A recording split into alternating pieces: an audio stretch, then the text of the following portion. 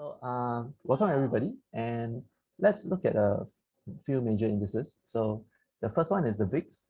Today we have the all-time low, 17 point, was it 81 or 61? Yeah, 81. Okay, this is the all-time low. So today is, you can say it's the best time to either take profits or to, yeah, I'll say it's honestly the best time to take profits because VIX is all-time low.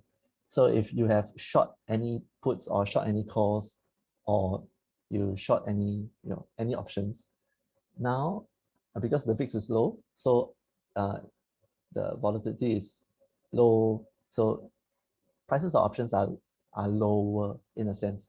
So you can buy them back and take profits. Yeah, so today is probably the best time to take profits. Or you can also consider it as a time to roll your options to the next month.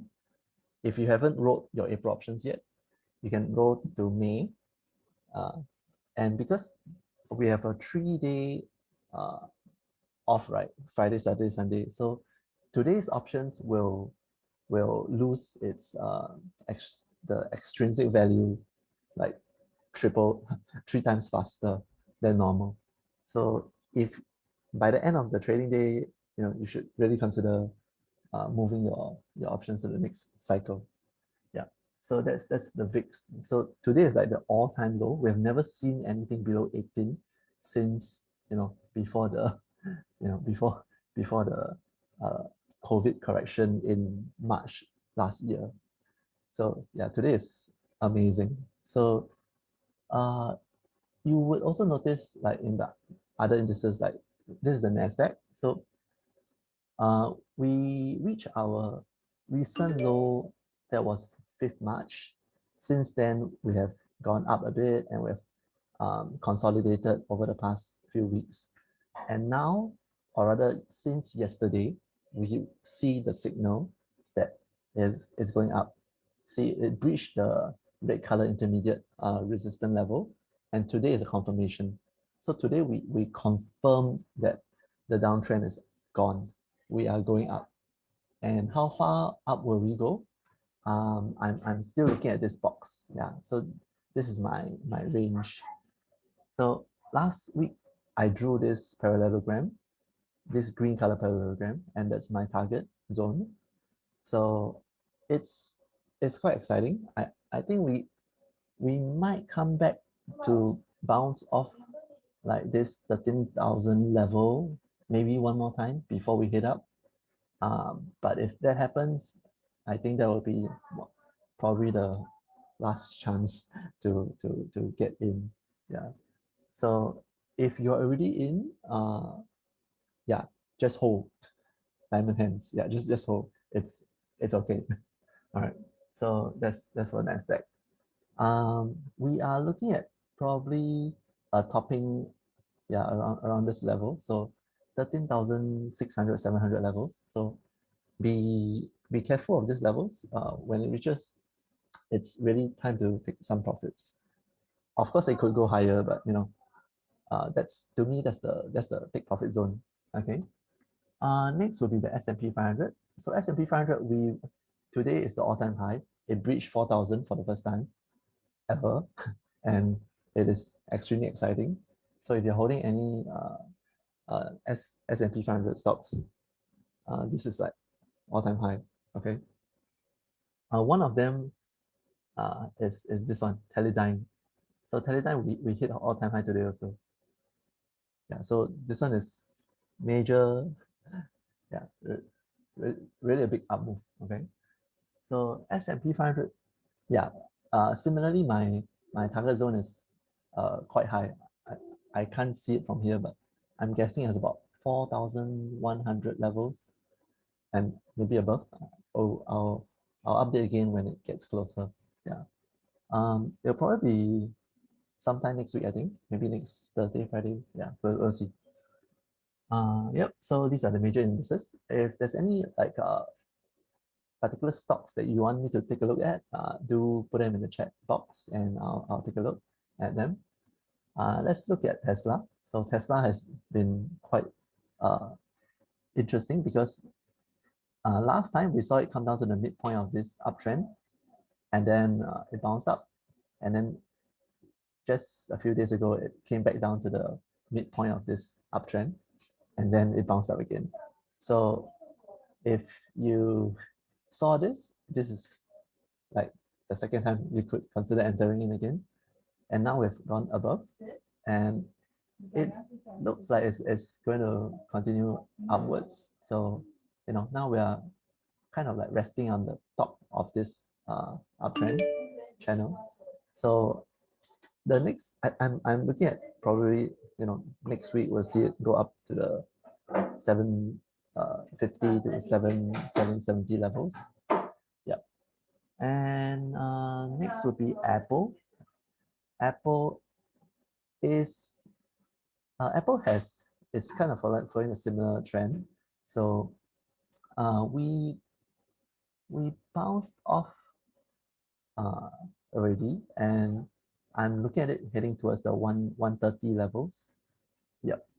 But currently we're still hugging the bottom of this green up channel.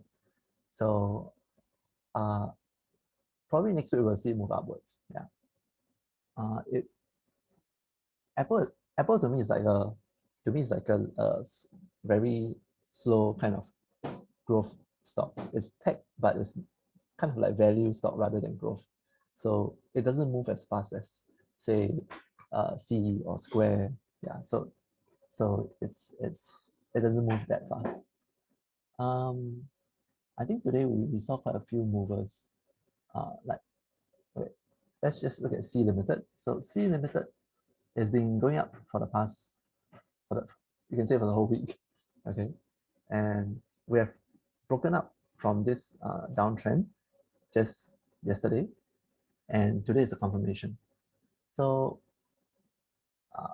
yeah, it really looks like the downtrend is over, and the volume is also good. You can see that today is like it's just a few hours in, and we're already at almost half the volume of yesterday's. So we have confirmation of breakup on volume. So this is a very good sign.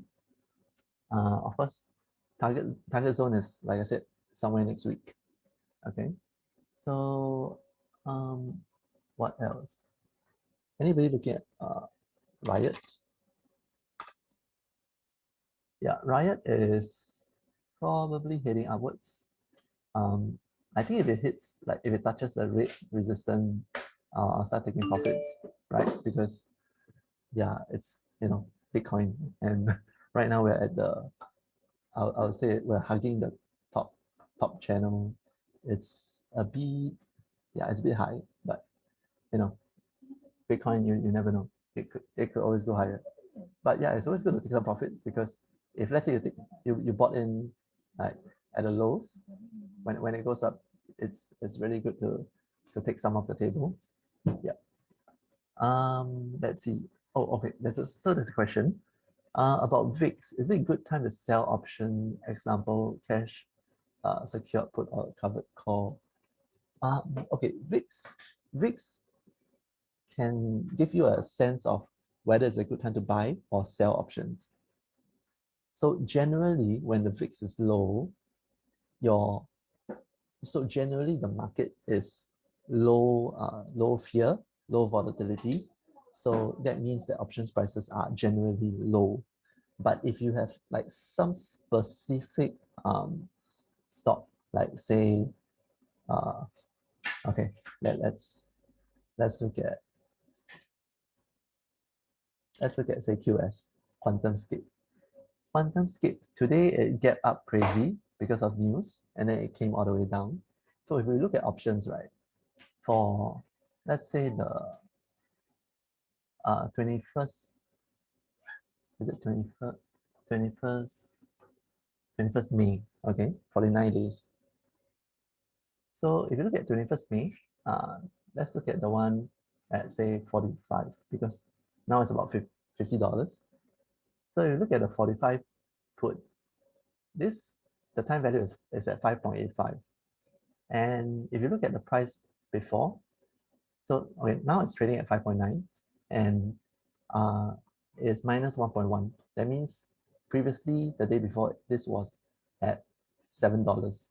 So the price dropped from 7 to 590. But you can also say that it's because the price of QS went up by $4 plus.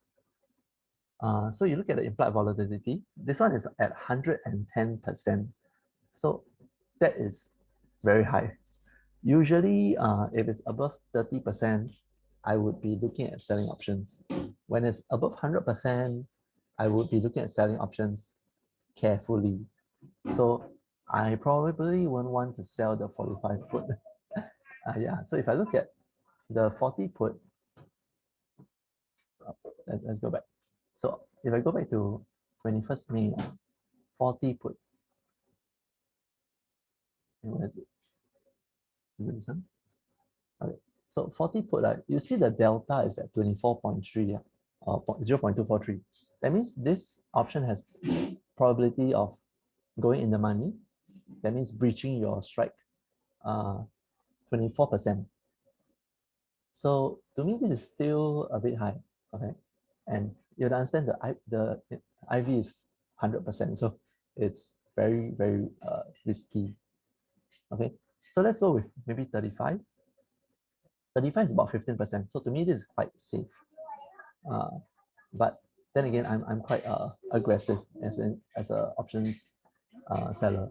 So 35 put means that by 21st May, if you have this QS going down to 35 or below, you are buying this at $35 for 100 shares. So you need to prepare $3,500, which is $3,500 US dollars, to buy QuantumScape at $35 per share. So that's your plan. But if it doesn't reach 35 or it stays above 35 by 21st May, you will see this time value of $2 drop towards zero. So when it drops towards zero, you can buy it back and then you cover your position. And then the difference between your sell price and your buy price, that's your profits. So you could say sell this at say $2.10 now, and then buy it back at 20 cents or 30 cents or 40 cents in the future.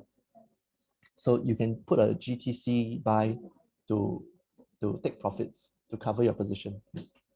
Or alternatively, if the price of QS goes down to 35 or below, then you have to be ready to buy this stock at $35 per share at 100 shares. So that's 3,500 US dollars.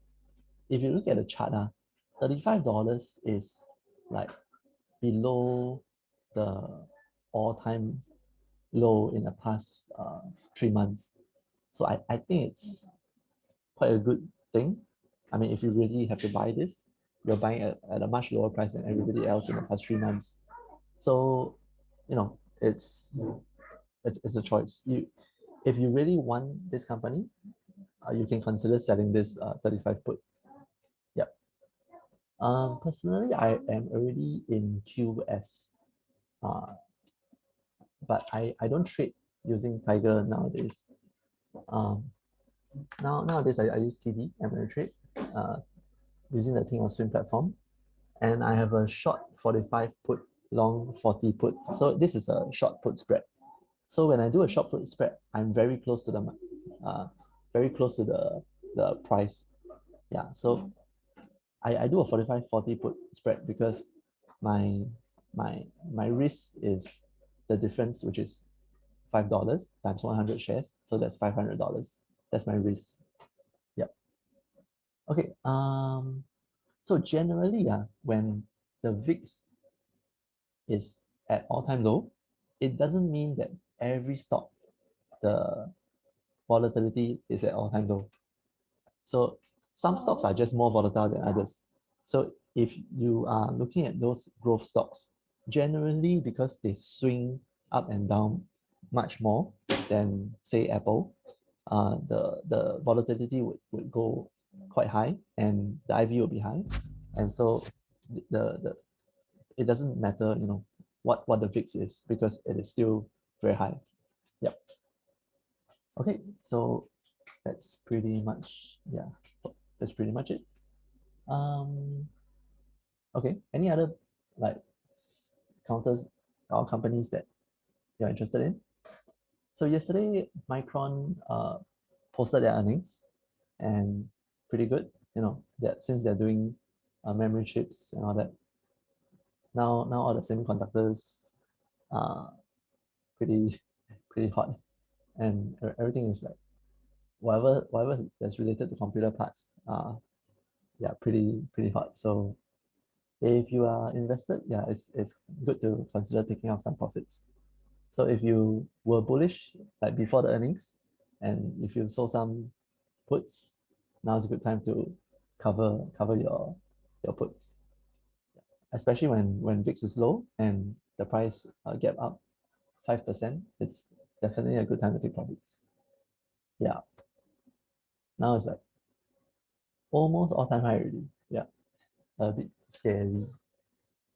Yeah, but of course it could go higher or go sideways. Since now Nasdaq looks like it's heading upwards, but right now we are kind of like resting on this. You can call it resistance. This 13,300 level. So yeah, I think we'll probably hug this level before going up. Yeah, so maybe by next Friday we'll see it go up. Yeah, yeah, but my understanding is that generally after it breaches up this red color intermediate downtrend, it would come back down for like to find more buyers before it goes upwards.